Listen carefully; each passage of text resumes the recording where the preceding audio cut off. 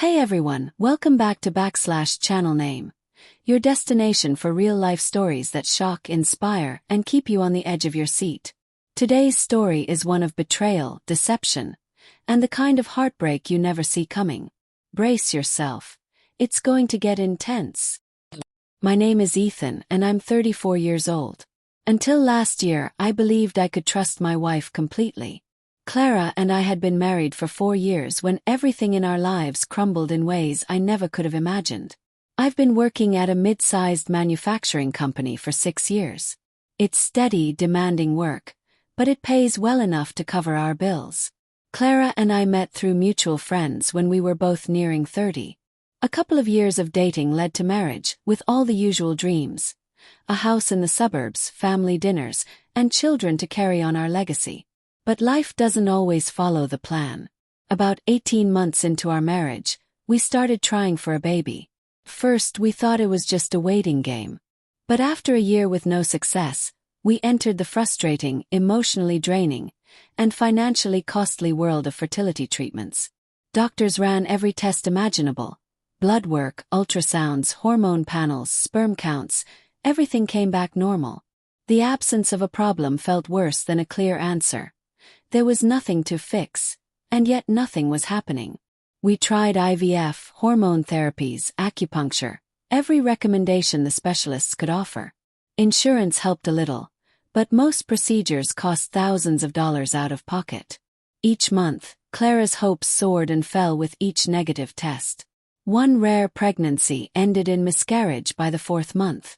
I can't find words that truly capture the heartbreak we endured together. By the time our 3rd anniversary came and went, we were emotionally and financially exhausted.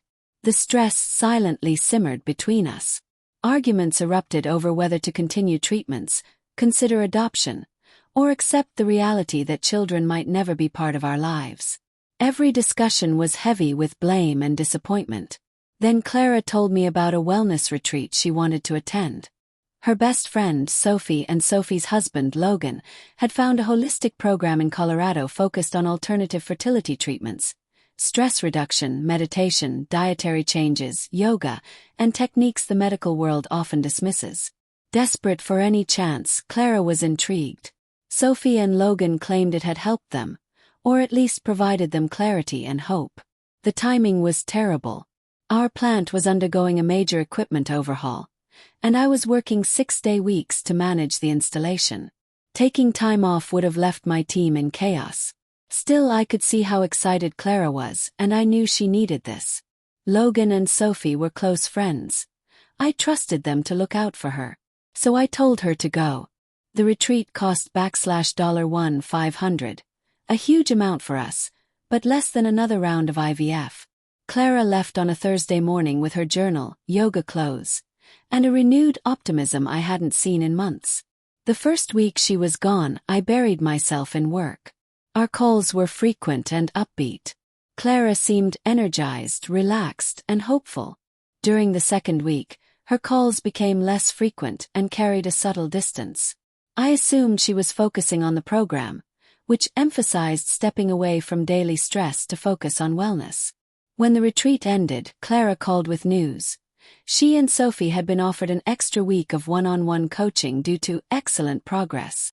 The week cost another $500, but she felt closer to a breakthrough. Despite my hesitation about money and separation, I encouraged her to take it. 3 weeks after leaving, Clara returned home. She seemed lighter, happier, and more affectionate. We incorporated new meditation routines, dietary adjustments, and stress reduction techniques into our lives.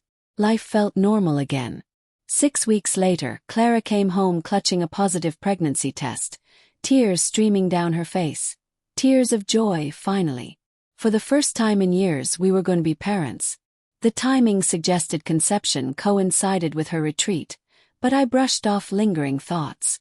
After years of disappointment, this felt miraculous. The pregnancy went smoothly. Clara's energy was high, and medical checkups were all positive. I worked extra hours to save money for the baby. Then, at around 4 months, Clara's phone started acting strangely. freezing, crashing, and failing to deliver messages. She asked me to help.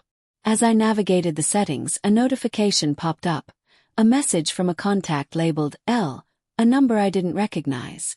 The preview read, "Please don't do this to me." Curious, I opened the thread. My heart sank. It was a long chain of messages spanning months, revealing an affair between Clara and Logan, Sophie's husband. The texts detailed financial demands, promises of secrecy, and manipulation.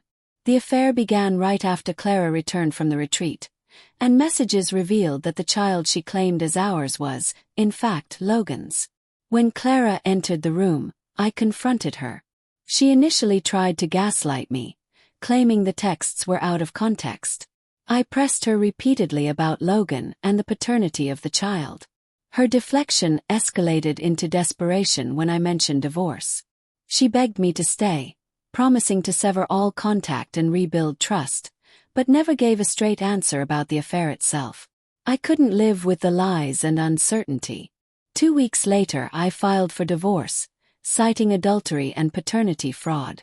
Clara retaliated, portraying me as abandoning her and our unborn child.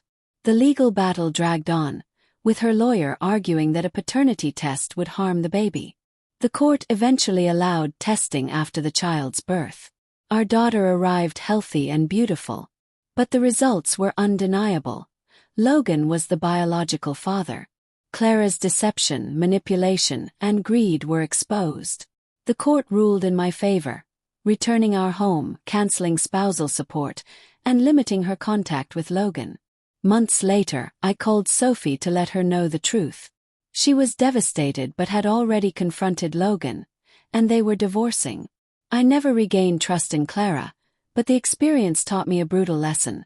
Even years of love and shared hardship don't guarantee honesty. Some people are capable of calculating betrayal we could never anticipate. Sometimes the most devastating truths come from those you thought you knew best. If you found this story shocking, make sure to subscribe and hit the notification bell. Real life can be stranger and darker than fiction, and we're here to share those stories with you. Stay tuned for more tales of betrayal, deception, and the human heart.